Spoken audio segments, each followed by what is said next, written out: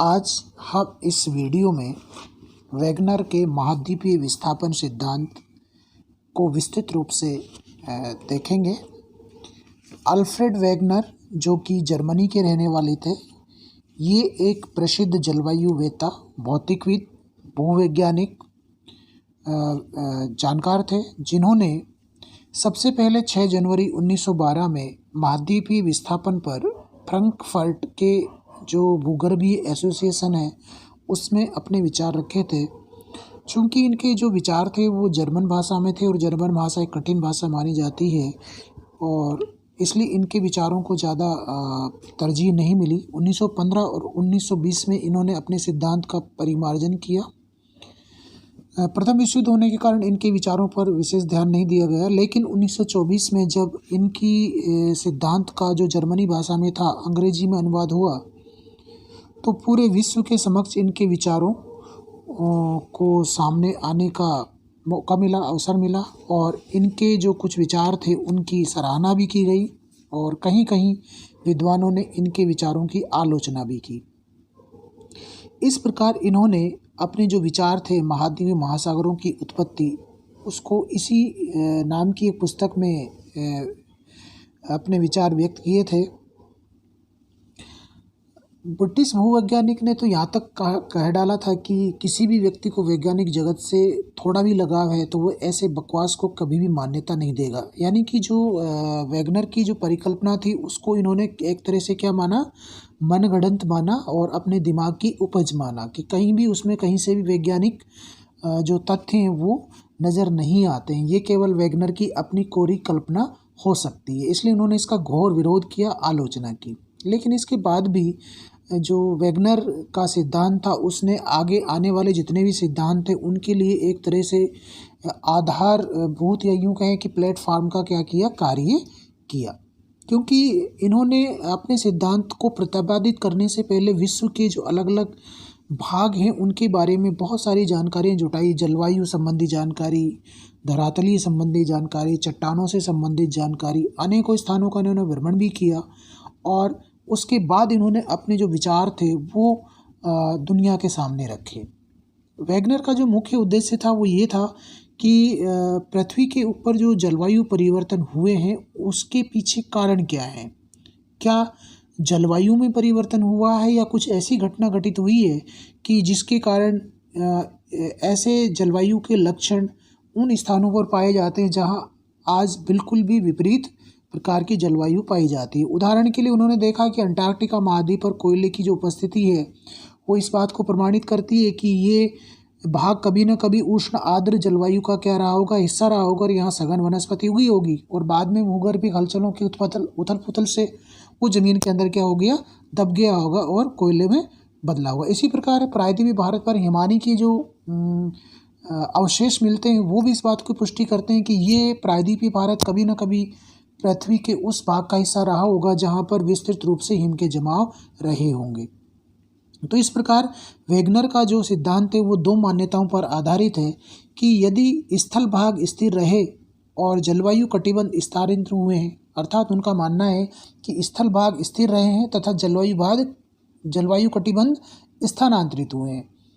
जिससे कभी शीत, कभी उष्ण, कभी शुष्क आदि जलवायुयाँ महाद्वीपों पर आती जाती रही हैं। दूसरी मान्यता के अनुसार यदि जलवायु कटिबंध स्थिर रहे हैं तो स्थल खंडों का स्थानांतरण हुआ होगा। दोनों ही जो मान्यताएं हैं उनका विशद अध्ययन करने के बाद वैगनर ने इस बात को, पहली वाली जो मान्यता है कि जलवायु कटिबंध क्या हुए, स्थानांतरित हुए हैं, इस बात को उन्होंने सिरे से क्या कर दिया, खारिज कर दिया। उन्होंने दूसरी जो मान्यता थी कि जलवायु कटिबंध स्थिर रहे, स्थल खंडों का स्थानांतरण हुआ होगा, इसको आधार मानते हुए अपना जो सिद्धांत है उसको क्या किया, प्रस्तुत किया, उसकी रूपरेखा को आगे बढ़ाया और उसके संबंध में उन्होंने अनेक प्रकार के जो तथ्य हैं उनको वैज्ञानिक तरीके से प्रस्तुत करने का प्रयास किया है, जिसमें काफ़ी हद तक जो वर्तमान जो सामंजस्य है उसमें तालमेल देखने को मिलता है। दोनों ही मान्यताओं का अध्ययन करने के बाद उन्होंने निश्चित रूप से ये माना कि जो जलवायु खंड है वो स्थिर रहे होंगे और स्थल भागों का क्या हुआ होगा, स्थानांतरण हुआ होगा। स्थल खंडों के स्थानांतरण की मान्यता के आधार पर महाद्वीप, महासागरों की उत्पत्ति, पर्वत निर्माण, समुद्र, द्वीपीय चाप आदि की उन्होंने विस्तृत रूप से क्या की, व्याख्या की कि किस प्रकार पर्वतों का निर्माण हुआ है, महाद्वीप, महासागर क्रमशः बने हैं, और ये जो बड़े बड़े द्वीपीय चाप, द्वीपीय मालाएं पाई जाती हैं, इनका निर्माण किस रूप में हुआ होगा। तो इस आधार पर वेगनर जो अपने सिद्धांत की रूपरेखा प्रस्तुत करते हैं, उसमें इन दोनों मान्यताओं को आधार बनाते हैं, और उसमें भी जलवायु कटिबंध स्थिर रहे और स्थलखंडों का स्थानांतरण हुआ होगा, इस मान्यता को उन्होंने प्रमुखता से लिया और इसी आधार पर अपने सिद्धांत को आगे इन्होंने प्रस्तुत करने का प्रयास किया। वेगनर जो एक जलवायु विज्ञानवेत्ता थे, लेकिन इन्होंने जो पुराजीव जो विज्ञान है या पुराजीव वनस्पति है, भूविज्ञान है और जो भूभौतिकी है, उनके जो प्रमाण हैं उनके आधार पर अपने सिद्धांत को आगे बढ़ाते हुए लिखते हैं कि कार्बोनिफेरस युग यानी कि आज से लगभग 35 करोड़ वर्ष पूर्व सभी जो स्थलखंड थे वो आपस में एक दूसरे से जुड़े हुए थे, जिसे जो संयुक्त रूप से एक भूखंड के रूप में स्थित है, जिसे इन्होंने उसको एक संयुक्त भूखंड के नाम से संबोधित किया और उसका नाम दिया पेंजिया। यानी कि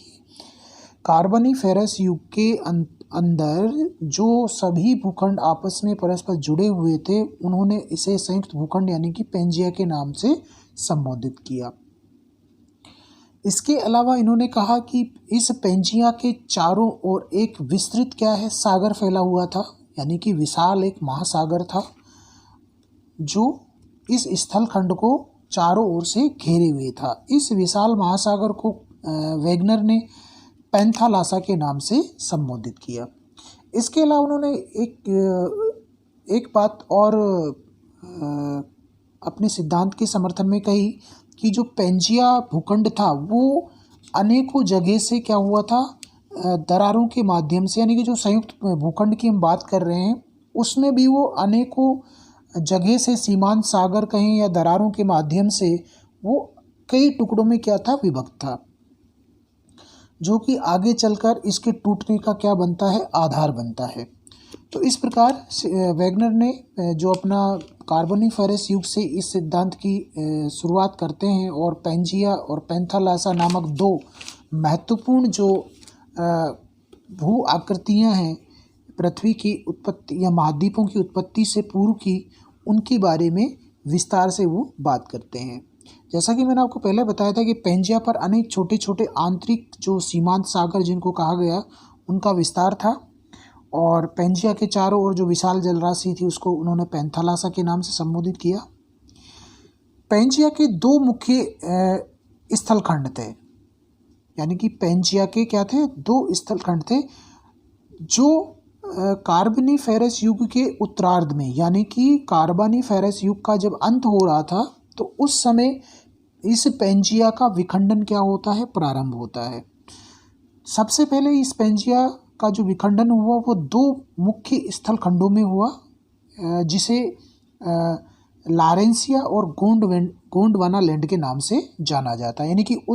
जो पेंजिया था उसका दो भागों में क्या हुआ, विखंडन हुआ। उत्तर का भाग लारेंसिया कहलाया और दक्षिण का भाग आपका गोंडवाना लैंड कहलाया।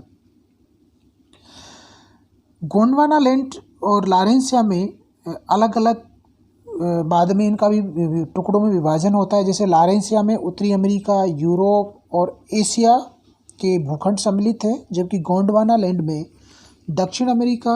अफ्रीका, मेडागास्कर,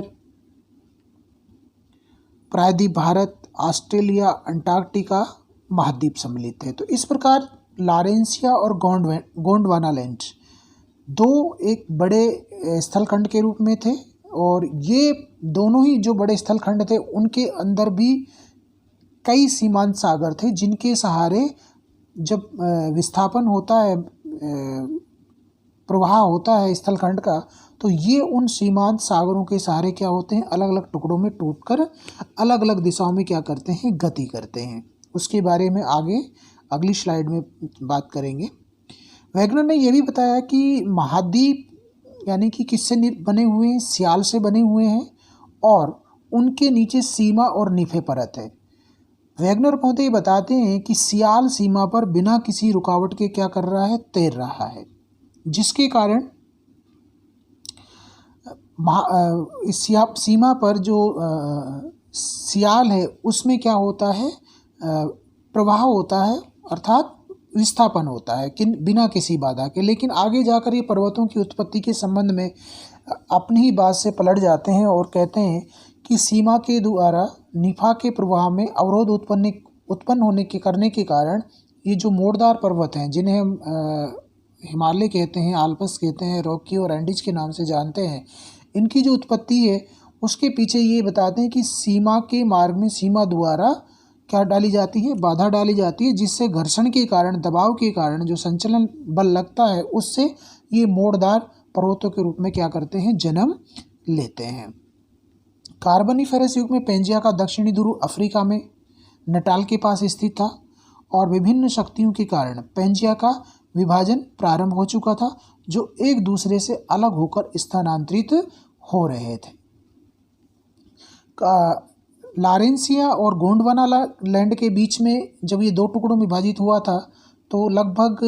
आज से लगभग 30 करोड़ वर्ष पूर्व, तो इनके बीच में जो भाग खुला उससे टेथिस सागर का क्या होता है, निर्माण होता है, जो कि कैसा था, एक उथला और संकीर्ण जलीय भाग था, जिसमें दोनों ही भूखंडों से निकलने वाली जो अनेक जलधाराएं थी या नदियां थी वो निरंतर टेथिस सागर को क्या कर रही थी, उथला कर रही थी, अर्थात उसके अंदर निरंतर अवसाद का निक्षेप कर रही थी। आगे जाके विद्वानों ने प्लेट वेटिंग सिद्धांत में भी इस बात की पुष्टि की है कि जब ये दोनों भूखंड लारेंसिया और गोंडवाना लैंड जो प्लेट है, यानी कि यूरेशियन प्लेट और इंडियन अफ्रीकन प्लेट जब आमने सामने मूवमेंट करती हैं तो टेथिस सागर में जो मलबा जमा था उसमें क्या होता है, संचलन के कारण वलन पड़ते हैं और जिससे आल्प्स और हिमालय का क्या होता है, निर्माण होता है। जैसा कि चित्र में दिखाया गया है कि पेंजिया आज से लगभग 35 करोड़ वर्ष पूर्व पेंजिया की जो स्थिति है उसको इस चित्र के द्वारा स्पष्ट किया गया है कि सभी जो भूखंड हैं, जिसमें एशिया है, दक्षिण अमेरिका है, उत्तरी अमेरिका, अफ्रीका है, भारत है और अंटार्कटिका और ऑस्ट्रेलिया, मेडागास्कर, ये सभी की सभी एक दूसरे से क्या है, संयुक्त हैं, यानी कि जुड़े हुए हैं, जिसे वैगनर ने क्या कहा है, पेंजिया कहा है। इसके अलावा उस कार्बोनिफेरस के अंतिम जो उत्तरार्ध है आज से लगभग 30 करोड़ वर्ष पूर्व, जो जिसे कि अंतिम कार्बोनिफेरस युग का अंतिम उत्तरार्ध कहा जाता है, उसमें आप देख रहे हो कि चित्र में धीरे धीरे जो ये भूखंड है एक दूसरे से क्या होते हैं, जहाँ जो इनकी सीमा रेखाएं थी, सीमांत जो एरिया था, बफर जोन था, वहाँ से ये एक दूसरे से क्या होते हैं, दूर हटना प्रारंभ करते हैं, जैसा कि चित्र में स्पष्ट रूप से आपको दिखाई भी दे रहा होगा कि प्रारंभ में अफ्रीका गिनी की खाड़ी से जो ब्राज़ील का ऊपर उठा हुआ भाग है वो पहले उससे बिल्कुल सटा हुआ था, अंटार्कटिका और ऑस्ट्रेलिया परस्पर आपस में जुड़े हुए थे, भारत का प्रायद्वीपीय भाग अफ्रीका मेडागास्कर तट से बिल्कुल एकदम क्या था, सटा हुआ। तो ये सारे के सारे जो सटे हुए भाग थे धीरे धीरे, यानी कि आज से लगभग 15 करोड़ वर्ष पूर्व इयोसीन युग में क्या होता है, उन सीमांत सागरों के सहारे, उन दरारों के सहारे एक दूसरे से क्या होते हैं, अलग होना प्रारंभ करते हैं, एक दूसरे से दूर हटना प्रारंभ करते हैं। तो ये जो घटना है वो किसकी है, इयोसीन युग की है, जिसमें ये सभी भूखंड एक दूसरे से दूर हटने का क्या कर रहे हैं, प्रयास कर रहे हैं। अब इनके पीछे कौन सी शक्ति कार्य कर रही थी उसके बारे में अभी हम चर्चा करेंगे इसमें, कि किस किस शक्तियों के कारण ये भूखंड एक दूसरे से अलग हो रहे थे। विस्थापन पैदा करने वाली जो शक्तियाँ थी उनमें दो महत्वपूर्ण बल थे, एक था गुरुत्वाकर्षण बल और प्लवनशीलता का बल। प्लवनशीलता के बल को हम इस तरह समझ सकते हैं कि जब हम कोई, जैसे मान लीजिए लकड़ी का टुकड़ा अगर हम जोर से पानी के अंदर डालते हैं तो वो वापस कहाँ आता है, ऊपर आता है और तैरने लग जाता है। और ग्रेविटी फोर्स या यूँ कहें कि कोई बल अगर उस चीज़ को उस पर अपना कार्य करना प्रारंभ करता है तो उसको क्या करता है, आकर्षित करता है। तो इसी प्रकार से ये दूसरा जो बल था वो था ज्वारीय बल। सूर्य व चंद्रमा के गुरुत्वाकर्षण बल के कारण पृथ्वी पर ज्वारीय बल उत्पन्न हो जाता है। चंद्रमा की घूर्णन गति तीव्र रही है, ये उस समय की बात है जब कार्बोनिफेरस युग में लगभग 15 करोड़ वर्ष पूर्व, जब ये सारे के सारे भूखंड एक दूसरे से क्या हो रहे होंगे, अलग हो रहे होंगे। तो उस समय वैगनर का ये मानना है कि चंद्रमा की जो घूर्णन गति है वो पृथ्वी से भी क्या रही होगी, अधिक रही होगी, और उसका जो बल है वो क्या रहा होगा, प्रबल रहा होगा। चूंकि पृथ्वी पश्चिम से पूर्व की दिशा में घूर्णन करती है, चंद्रमा की जो घूर्णन शक्ति थी, ज्वारीय शक्ति है, उसका जो प्रभाव है वो पृथ्वी के ऊपर एक रगड़ के रूप में पड़ता है। अर्थात जो चंद्रमा की गुरुत्वाकर्षण शक्ति है जो बहुत ज़्यादा थी, उसने पृथ्वी के घूर्णन को रोकने का क्या किया, प्रयास किया, अर्थात उस पर एक तरह से ब्रेक लगाने का प्रयास किया। इसके परिणाम स्वरूप जो महाद्वीपीय भाग घूर्णन में पृथ्वी का साथ नहीं दे पाते और पीछे रह जाते हैं, यानी कि चंद्रमा के आकर्षण बल के कारण, उसके ज्वारीय बल के कारण जो पृथ्वी के साथ पश्चिम से पूर्व की ओर भूखंड घूम रहे थे, चंद्रमा के ज्वारीय बल ने, आकर्षण बल ने उनको पृथ्वी के घूर्णन के साथ आगे बढ़ने से क्या किया, रोका, जिससे वो किस ओर खिंचते चले गए, पश्चिम की ओर खिंचते हुए चले गए। तो जो विस्थापन हुआ है महाद्वीपों का वो दो दिशाओं में हुआ है, एक उत्तर की ओर हुआ है और दूसरा कि कहाँ हुआ है, पश्चिम की ओर हुआ है। तो जो भारत है, ऑस्ट्रेलिया है, एशिया है, इनका स्थानांतरण कहाँ हुआ है, भूमध्य रेखा से उत्तर की ओर हुआ है, जबकि जो अमेरिका है उसका प्रवाह ज्वारीय बल के कारण कहाँ हुआ है, पश्चिम की ओर हुआ है। तो इस प्रकार इन दोनों ही बलों के कारण जो विस्थापन है वो शक्ति काम करती है, जिससे पेंजिया के जो अलग अलग भाग विखंडित हो रहे थे वो दो दिशाओं में, उत्तर की ओर और पश्चिम की ओर क्या होते हैं, विस्थापित होते हैं। इसके अलावा वैज्ञानिक उनकी इस बात की आलोचना भी करते हैं कि अगर पृथ्वी चंद्रमा का जो घूर्णन शक्ति है वो इतनी ज़्यादा रही होगी तो इससे तो पृथ्वी की जो घूर्णन गति है वो रुक गई होगी। ऐसे में जो पश्चिम की ओर विस्थापन की ये बात करते हैं वो इनकी कल्पना मात्र ही कहा जा सकता है। तो और अगर ऐसा हुआ होता तो पृथ्वी के ऊपर बहुत सारे परिवर्तन अकस्मात हो गए होते, और ये भी हो सकता है कि पृथ्वी ब्रह्मांड में विलीन भी हो सकती थी। इसलिए उनकी ये जो ज्वारीय शक्ति की जो कल्पना है, जिसके कारण महाद्वीप पश्चिम की ओर क्या हुए, विस्थापित हुए, सही नहीं मानते हैं। और इस आधार पर उनकी प्रबल आलोचना भी की जाती है कि चंद्रमा में कभी भी इतनी शक्ति नहीं रही होगी जिसके कारण पृथ्वी के घूर्णन को वो ब्रेक का काम करे या उसको स्टॉप कर सके। तो इस प्रकार